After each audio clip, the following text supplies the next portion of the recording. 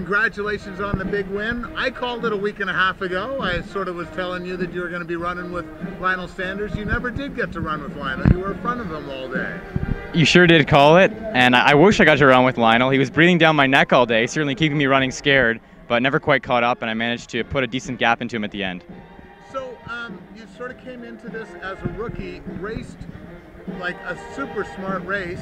Did you ever feel like maybe you were going a bit too hard on the bike? Like, that was a phenomenal bike ride. You know, people have said it was a smart race, but I think only because I won. If I had blown up, people would say, oh, he wasn't patient early on. I was second out of the water and then took the lead early in the bike, about 46K. And patience was a word on everyone's lips before this race. They said, Cody, be patient. And I wouldn't exactly say I was patient. I took some risks, but I was also pretty confident in my preparation, and I didn't come here to have a conservative race for 4th or 5th. I came here to try and win, and so I'm really happy to have made it happen.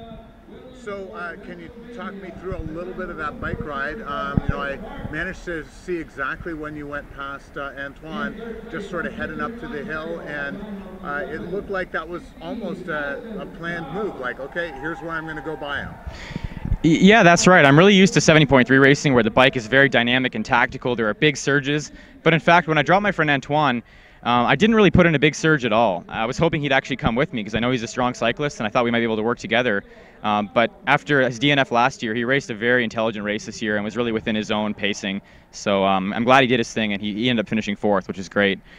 I took a little bit more risks on the bike, I would say, and was on my own almost the entire day on the bike. But that's how I like being up at the front like that. I like having the cameras on me. It's a real thrill. So come off the bike, you've got a good sized lead.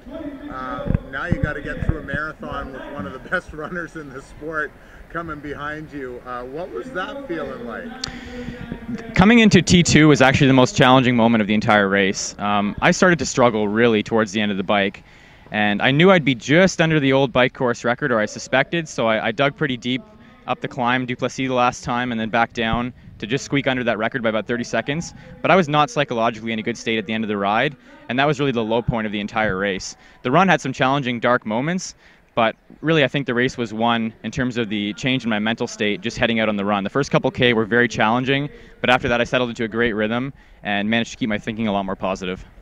And 2:49 marathon, please tell me you're thrilled with that. I'm pretty pleased with that. I predicted my splits with pretty great accuracy talking to my coach. We thought around a 52-minute swim, figured I'd be right around the bike course record of 4:24, 4:25, and I thought it might have even been capable of a 2:45, but for whatever reason this course has humbled a lot of runners. It's not a fast course despite looking pretty flat on paper, so I think that's almost as fast as anyone's ever run here, so I'm thrilled. So got your first Ironman down. This is easy now, like you just go in and you win, right? Oh, far from easy. There were definitely moments of that race when I swore I would never do another Ironman, and I'm sure that's the kind of bargaining and negotiating that a lot of athletes go through. I definitely need to reflect on this. It's a very different, more emotional experience than 70.3 racing. At this point, I don't think Ironman's going to be a 3 or 4 times a year kind of thing for me. I won't be entirely switching gears. I might continue to focus on 70.3 and then try and make a splash in 1, maximum 2 Ironmans a year. That's my thinking at present. Maybe it'll change as I kind of digest all this.